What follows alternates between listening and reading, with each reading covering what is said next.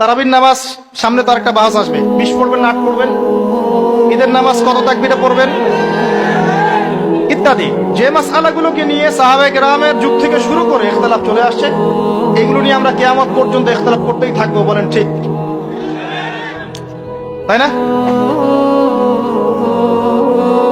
এটাই করছি আমরা, এবং সারা বিশ্বের প্রেক্ষাপটে আমাদেরকে আজকে চতুর্দিক থেকে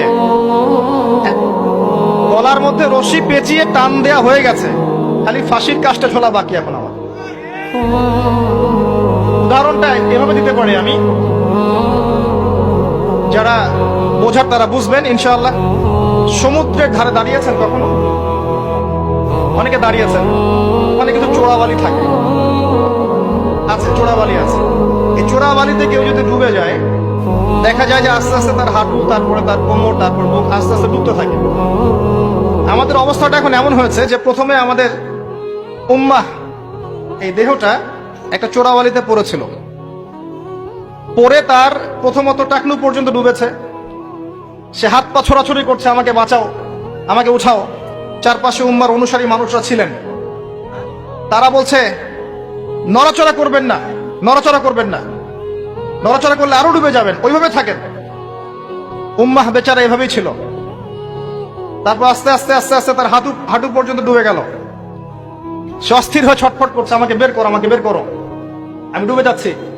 আশপাশের মানুষ বলছে রিল্যাক্স, নড়াচড়া করবেন না, নড়াচড়া করলে আপনি ডুবে যাবেন। এভাবে আস্তে আস্তে কোমর, আস্তে আস্তে বুক, এখন গলা পর্যন্ত ডুবে গেছে। এখনো উম্মাহ চিৎকার করছে, আমাকে বের করো, আমাকে বের করো, আমি ডুবে যাচ্ছি। আশপাশের মুসলিমরা বলছে নড়াচড়া করতে যায় না, নড়াচড়া করতে যায় না, ওইটাও ডুবে যাবে। কে টেনে তুলবে একে এখন? যারা আশপাশে আছে এই দুরবস্থায় এবং এই দায়িত্ব পালন করে নাই, আল্লাহ পাক অচিরে তাদেরকে সরিয়ে দিবেন ইনশাআল্লাহ, কোনো সন্দেহ নাই। নতুন কোন কওম আসবে ইনশাআল্লাহ, নতুন কোন প্রজন্ম আসবে ইনশাআল্লাহ, যারা এই উম্মাহটাকে আবার তুলবে ইনশাআল্লাহ। এবং আমরা জানি, আমরা আখিরুজ্জামান স্টাডি করে দেখেছি যে বিশ্বের সামনে এমন সময় আসবে যখন ঈসা ইবনে মারিয়ামকে আল্লাহ পাক নামাবেন, এবং এই বিষয়ে কোনো সন্দেহ নাই। আর নেটো যদি চেষ্টা করে তাকে থামাতে পারবে না। কথা বুঝতে পারেন নাই? পৃথিবীর কোন শক্তি তাকে আটকাতে পারবে।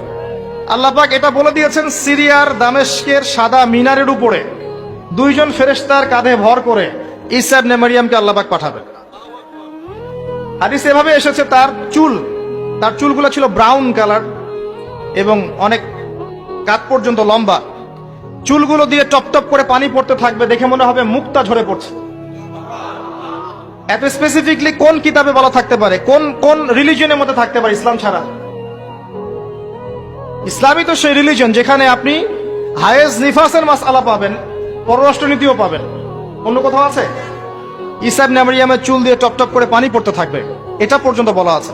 এবং আল্লাহ পাক বলেছেন, তার রাসূলের মাধ্যমে জানিয়েছেন সাল্লাল্লাহু আলাইহি ওয়াসাল্লাম, যে ঈসা ইবনে মারিয়াম প্যালেস্টাইনের বাবেলুদ নামক জায়গায় মাসিহুদ দাজ্জালকে হত্যা করবে ইনশাআল্লাহ। এবং এখান থেকে, ওই জেরুজালেম থেকে তিনি পুরো বিশ্বে ইসলামী খেলাফা বাস্তবায়ন করবেন। এটা কত বছর পর? এটা ননসেন্স প্রশ্ন।